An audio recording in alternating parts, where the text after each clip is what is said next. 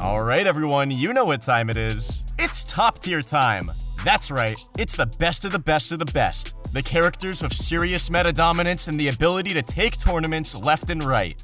In this part of the list, we spend most of our time talking about why these characters are so good and what results they have to prove it. But don't go thinking that any of these characters are unbeatable. There's no Street Fighter 2 Akuma in here. There might not even be a Tekken 7 Akuma in here. You'll find that the right player can make a top tier look invincible at times, but plenty of high tiers and mid tiers can match them too. The top tiers are just characters that win with consistency and have more obvious strengths. Not totally OP picks you'll need to succeed. This isn't Smash 4. And one player in particular that makes his characters look invincible is MKLeo. And guess what? You can get the secrets on improving at Smash right from MKLeo himself at ProGuides.com. Click the link in the description to check out our website for tons of advanced guides on Smash Ultimate as well as a personal pro course by MKLeo himself. You definitely do not want to miss that. But for now, let's finish up our tier list. Speaking of Smash 4, our first top tier is Bayonetta. Kidding. But our first top tier is a DLC character that kinda looks like he's related to Bayonetta. That's right, it's Joker. Last time we made this list, we asked, is Joker great or is MKLeo making him look great? Most of the community wondered that too. Now it looks settled. Sure, MKLeo is great, but Joker is a legit top tier and other players are showing it too. In Japan, AIM, Sue, and Rain have picked him up and got him results. In North America, lots of players have given him a try as a main or secondary and done well. It's easy to see why. Joker is a fast and dangerous character with so many tools at his disposal. His aerials are great for edgeguarding, his Rebels Guard is great against range and even for recovery. His falling aerials can set up so many kills, and boy does he have combos. He's kinda like the rushdown character to end all rushdown characters. He does have a few bad matchups and can feel weak without Arsene, but there's a reason so many pros pick him over so many other characters. Did we say rushdown characters to end all rushdown characters? Yeah, Peach and Daisy would like a word. These two princesses will fight Joker for that title. They've stayed S tier for most of Ultimate's meta, and there's no reason to change now, especially with Samsora finally winning a major. What makes the princesses so good? It's a lot of damage, a lot of strings, a lot of edgeguarding, a lot of mobility, and a great projectile to top it all off. Peaches are a feature of pretty much any bracket. They're everywhere and they're doing well. Peach is light, but that's really the character's main weakness. Other than that, this character is such an obvious top tier that most of the Smash community actually agrees she's a top tier. Huh, I guess there really is a first time for everything. The zoner equivalent of Peach is probably Snake. Tons of people at all different levels of the competition love this character. You see him in top 32, top 16, top 8, and he might just be the best zoner in the game. Snake has an insanely good neutral game and an ability to shut off whole sections of the stage.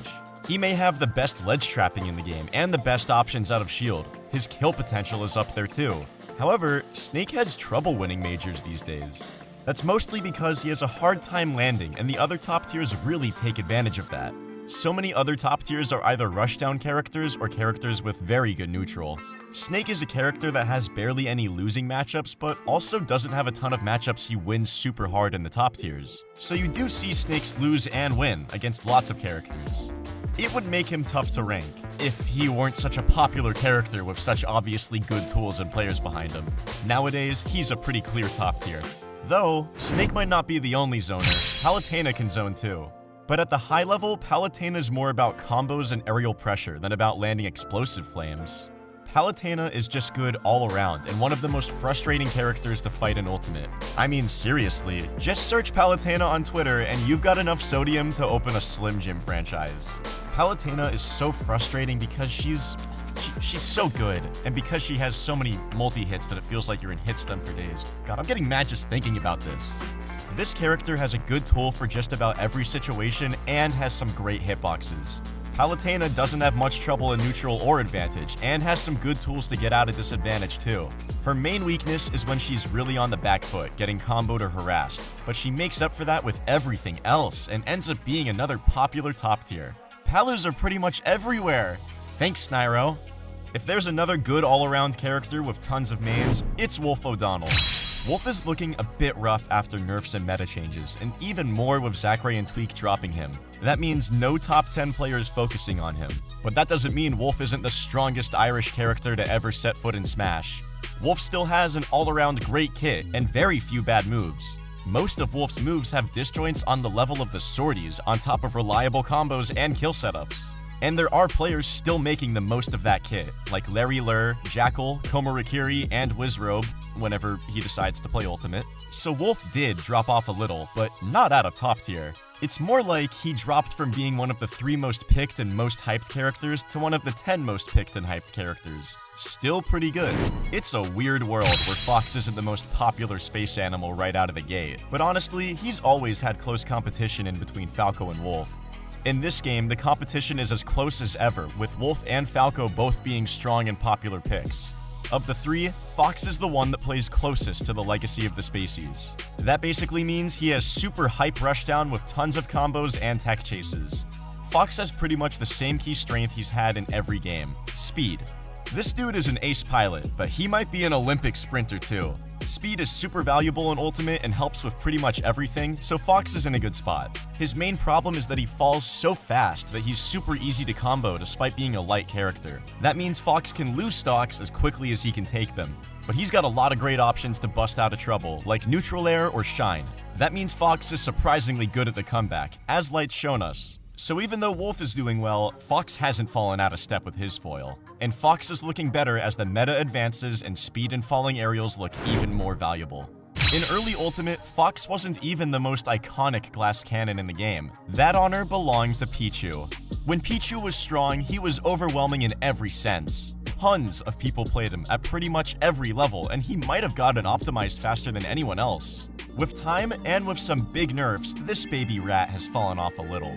Like Wolf, it wasn't a fall from top tier as much as it was a fall from maybe the best character and you, your best friend, and your whole family mains him to just another top tier. Pichu still has insane kill potential and one of the best damage outputs in the game. This Pokemon is still a rushdown god, and players like Nakat and Black Twins are showing that. Now he's just riskier and easier to punish than he used to be. And up next, we've got his older counterpart, Pikachu. Pikachu is the more balanced of the electric mouse type Pokemon.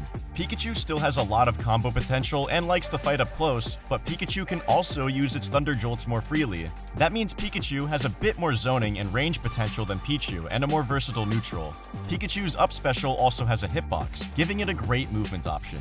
Despite being good in a lot of ways, Pikachu is surprisingly underplayed. But those that do play this Pokemon, mainly Esam and Captain L, have done very well.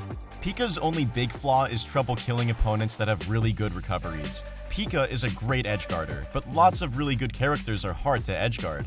On stage, Pika relies on committal moves like a smash or dash attack to kill. Still, the character's raw speed and options make it a menace to most of the cast. Finally, it's the queen of the Fire Emblem franchise herself, Lucina. Lucina got an early reputation for being boring from pros that didn't like her style, and that hurt her player base and results. But if you watch Proto Banham and Mr. E, you know that Lucina is far from boring. This character brings the hype edgeguards and those flashy melee Marth-esque kills. In a game where so many characters have so many weird moves and options, Lucina looks plain at first glance. But she's such a good bread and butter swordie that she can be hype and good. Lucina is stronger than her Echo Fighter and her dad because she's got good things for all parts of her game. Her disjoints are great, making her pretty safe when spacing well. Her out-of-shield options are solid and her recovery is even better.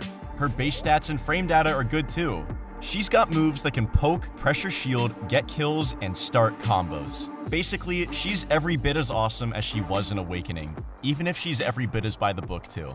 There's a chance that she gets muscled down the tiers by some other top tiers, but she's staying S tier for now. Alright, that's it for our 5.0 tier list. How do you think we did? Who would you put in your top tier? Where do you think Banjo and Kazooie are gonna end up in the future lists as the meta advances? Let us know in the comments. We're always happy to hear from you guys. And remember, Smash isn't all about tier lists and being optimal. Sometimes it's really about playing what's fun for you and what fits your playstyle. Believe it or not, enjoying the game can help you get better at it. And Ultimate is one of the best Smash games ever for just playing what you enjoy, because every character has so much potential. MKLeo told us himself that part of why he plays the characters he does is because he legitimately enjoys them and their games. And you can hear more about what MKLeo has to say on his pro course on ProGuides.com. So get out there and grind those matchups, and we'll see everybody again once Nintendo brings out the balance changes.